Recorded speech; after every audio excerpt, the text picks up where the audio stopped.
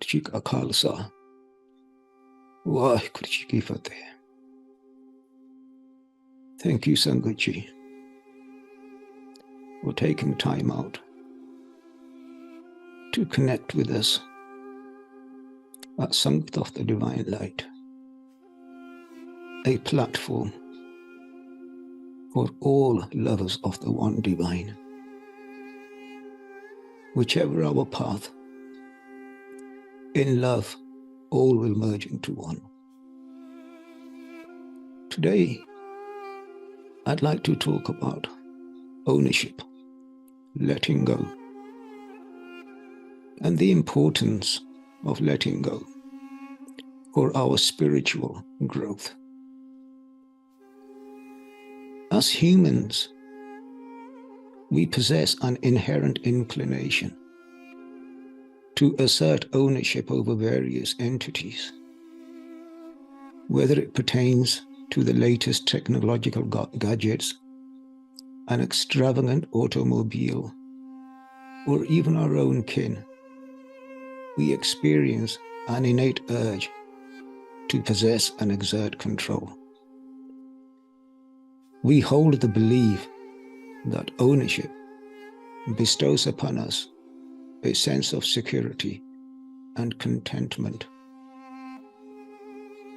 However, it is imperative to question whether this illusion truly serves our best interests.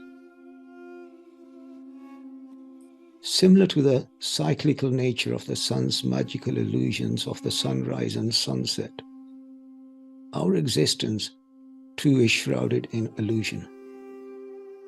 We find ourselves captivated by this enchanting spectacle, yet fail to grasp its true essence. Our existence mirrors the journey of the sun.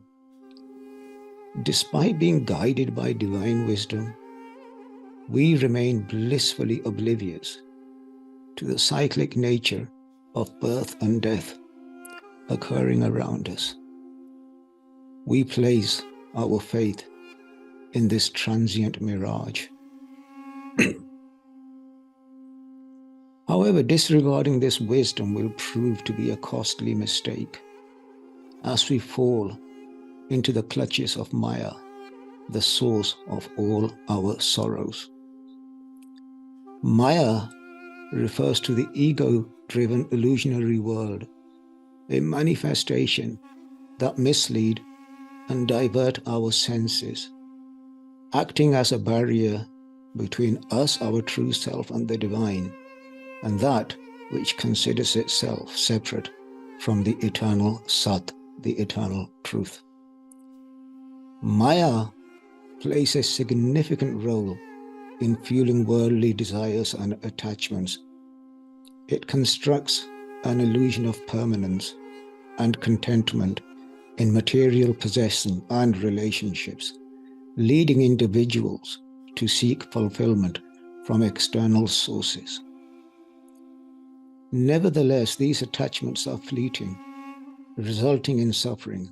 When they are inevitably no more, they change or they simply vanish. When the mind becomes entangled in the illusions of Maya, it becomes veiled from perceiving the truth.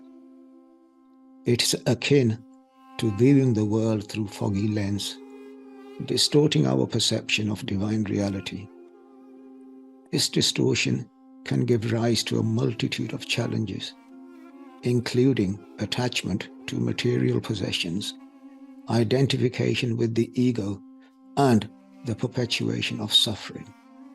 However, it is crucial to acknowledge that Maya is not responsible for our distress. Rather, it is our misguided faith in this illusion that engenders pain. In honor of God Vishnu, a king decreed that all individuals in his kingdom must observe the fast of Ekadasi. While the majority of the population followed the king's orders, one man did not. Upon learning of this, the king was enraged and summoned the man to appear before him. The king demanded an explanation as to why the man was not fasting and showing respect on this sacred day. The virtuous man responded that his guru had instructed him to fast every day, not just on special occasions. He further explained that he practiced constant devotion to the One and avoided all distractions that could compromise his faith. For him, every day was a holy day. As he ate, as he slept, as he focused, all was a holy day. The king was so touched and impressed by the words of this virtuous student. He said, "I would be honored to meet your guru." The man replied, "If you pray sincerely, he will surely answer you." The day came. Guru Nanak's arrival in the king's kingdom sparked intrigue and curiosity throughout the entire kingdom. The king, eager to personally meet Guru Nanak Dev Ji, prepared a grand reception in his honor. Accompanied by his foot soldiers, the king went to personally invite Guru Nanak Dev Ji. Finally, when they came face to face, the king was immediately struck by Guru Nanak Dev Ji's aura of calmness and humility. In an attempt to show his respect and admiration, the king presented Guru Nanak with numerous expensive gifts and valuable offerings. However, Guru Nanak politely declined the gifts and posed a thought-provoking question, asking if the king had any special offering for him that belonged to him.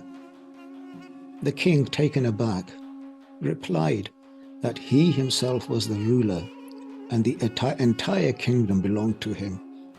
Guru Nanak asked, "Then before you, who did this kingdom belong to?" "My father," replied the king. "And before your father?" "My grandfather." "Then after you?" "My son will inherit this kingdom." Guru Nanak Dev Ji smiled. "Son, then you are a mere custodian like your father and your grandfather before you." The king fell silent, contemplating on Guru Nanak's words. The king tried to think of what he could offer the Guru beside his wealth. The king pondered deeply, searching for a more meaningful offering to present to the Guru. After a moment of reflection, he spoke again. "Guruji, I offer you my heart and my unwavering devotion." Again the Guru smiled and replied, "King, your heart is indeed a precious offering, but it is still subject to the fluctuations of emotions and attachments. Offer something that transcends the limitations of the physical and that which is not short-lived or transitory in nature." Feeling a sense of urgency and determination, the king contemplated further. Finally, he spoke with conviction. "Guruji, I offer you my ego, my sense of self-importance, and my attachment to power and possessions." The Guru's eyes sparkled with wisdom as he acknowledged the king's sincere offering. "Son, by offering your ego, you are surrendering the illusion of control and embracing humility. This, my son, is a true offering, for it allows you to connect with the divine essence within." The king felt a profound shift within himself, as if a heavy burden had been lifted. He realized that true devotion and spiritual growth required letting go of the illusions generated by ego.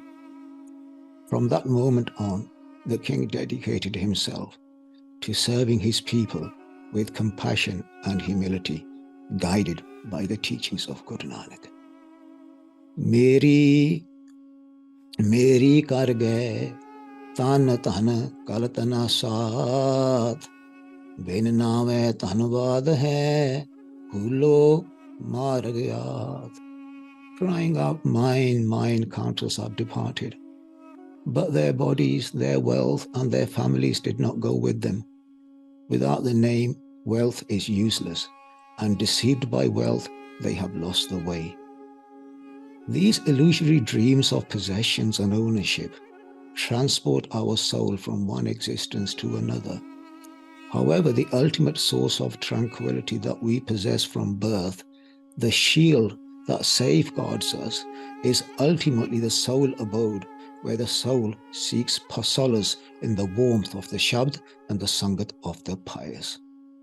Just as a skilled magician artfully fabricates an optical illusion to deceive the audience, we often find ourselves ensnared in the illusion that our possessions and relationships and all that we achieve or desire will bring lasting fulfillment. In reality, true strength and contentment lies in transcending the allure of ownership and recognizing the impermanence of worldly attachments. Only then can we attain genuine peace and liberation from the cycle of suffering. As the illusionists execute their magical performances within the marketplace, fabricating a deceptive facade, it is crucial to recognize that our existence is a deceptive facade played out in the illusionary marketplace of the mind and orchestrated by the five thieves. Mrid Krishna Jiyo Jag Rachna Ye Dekho Hriday Bichar Kaho Nanak Paj Ram Naam Net Jate Ho Te Udhar. The created world is like an illusion, a mirage. See this and reflect upon it in your mind. Says Nanak, meditate forever in the name of the divine, we shall deliver you. In actuality, nothing is ours, and nothing is ever permanent. Consequently, all of our experiences are impermanent. If our experiences are transient, it can be deduced that all of our emotions, sentiments, frustrations, anger, resentments, relationships, and other associated phenomena that stem from this fallacy of permanence lack authenticity, that our relationships, wealth, and status are all temporary in nature. We do not genuinely possess anything. Just as a droplet of water seeks out a stream, the stream yearns for a river, and the river aspires to join the vast ocean. The soul longs for the companionship of virtual individuals. Through their associations, blessings, and teachings, wayward souls will be guided back into the realm of divinity. Kabirji says, "O brother, my heart yearns for that true master who fills the cup of true love and drinks of it himself and offers it then to me. He removes the veil from the eyes and gives me the true vision of the divine. He reveals the worlds in him and makes me to hear the unstruck music. He shows joy and sorrow to be one. He fills all utterance with love." Kabir says, he has no fear who has such a master to lead him to the shelter of safety. Bhakt Kabir was a very respected sage. The burden of attachment arises when we cling to the illusion of ownership, which will have negative consequences. When we place unrealistic expectations on our loved ones to fulfill our every need and desire, we will create immense pressure and strain on the relationship. Bandhana andhakup grahe mera, mukte sant bujhe har nera. Bound to household and possessions, Guruji says, the mortals are lost in the deep dark pit. The saints are liberated, knowing that the divine to be near at hand. Understand, only the divine can give us never-ending support, continuously present in our life, extending its divine grace, divine wisdom, and strength to endure challenges we may face. Attachment to the illusion of ownership breeds fear of loss. insecurity, and a constant need for validation. It prevents us from living in the present moment and appreciating the true beauty of relationships as connections that enrich our lives rather than define them. So, what can we do to free ourselves from the illusion? To liberate ourselves from the illusions of ownership through the teachings of our scriptures, we must cultivate awareness and gratitude. We must become the witness, observe our thoughts, emotions, and actions throughout the day. We must develop wisdom from the teachings of the pious. We must imprint these teachings in our heart and mind. We must be alert and remain conscious of ourselves. We must avoid distractions in life and focus on our inner self. We must realize that anything perceived through the senses is not actually true. We must meditate daily. We must perform seva.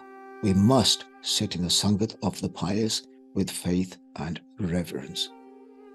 By recognizing that our relationships and material possessions are impermanent, we can fully appreciate them in the present moment.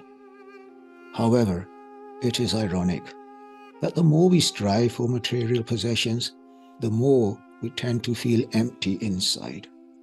Maya deceives us into believing that accumulating wealth and material goods will fill the void within us. Unfortunately, we often equate our self-worth with our possessions, leading to a superficial and shallow existence. In our pursuit of material success, we may lose sight of the things that truly matter in life, such as meaningful connections, personal growth, and inner fulfillment. It is crucial to acknowledge that the illusion of material possessions can never truly satisfy our deepest yearnings for connection and purpose. When we align ourselves with a higher purpose, we gain access to a source of wisdom and guidance that transcends our limited human understanding. Refraining from the desire to possess and control allows us to appreciate the love, support, and abundance we perceive with profound gratitude.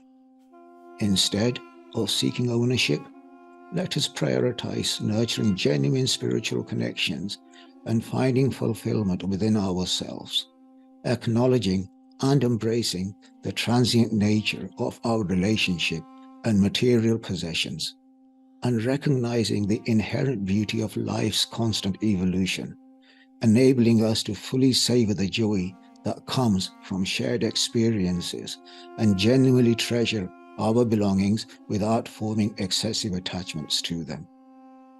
True satisfaction can only be achieved by letting go of the misguided belief in ownership, by acknowledging the falsehood of possessing our relationships and material possessions. We develop a deeper understanding of the interconnectedness of all aspects of life and the transient nature of existence. By accepting that our families, wealth, social status, and friendships are all outcome of karmic relationships, we can free ourselves from the weight of possessiveness and embrace genuine fulfillment.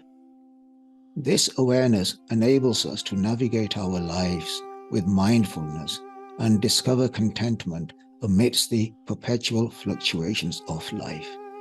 We will be connecting to a universal energy that flows through everything, reminding us of our interconnectedness with all beings and the world around. In this state of alignment, we begin to perceive life from a distinct perspective. We come to acknowledge that our existence encompasses more than a superficial pursuit of material possessions, relationships, or personal accomplishments. We commence to appreciate the beauty in ordinary moments, the significance of acts of kindness, and the importance of nurturing meaningful relationships. In the company of the virtuous, engaging in meditation on the authentic mantra and selfless service, we will discover divine fulfillment. This will enable us to release the constant desire for external validation or approval from worldly illusions. Instead, we will strive for validation from within, understanding that our worthiness stems from embracing our true selves and living in accordance with our divine principles and convictions. Through divine fulfillment, joy becomes an inherent aspect of our being. It is not contingent upon external circumstances, but rather arises from a profound sense of inner tranquility and contentment. In conclusion, the spiritual journey towards enlightenment involves fulfilling family obligations, making positive contributions to society, recognizing illusions, ethical and compassionate living, and practicing meditation on the Shabd. It also requires engaging in selfless service in the company of the enlightened masters who inspire, bless, and guide us to develop a personal relationship with the One Divine. It is a lifelong journey of personal growth and self-discovery. Be bold, be strong with your spiritual intentions, and by letting go of the illusions of possession, enjoy the splendor that awaits. God bless you all. Thank you so much, Sangatji. Value your every breath, Sangatji, every breath. We value how much money we spend on our cars, our homes, our day-to-day living, Sangatji. But the most valuable thing is our breath. Each and every breath that comes, Sangatji, carries no value. And we waste our breath, Sangatji. So be aware. Focus on the Simran. Focus on the purpose of your life. God bless you. Thank you so much. Vaheguru Ji Ka Khalsa, Vaheguru Ji Ki Fateh.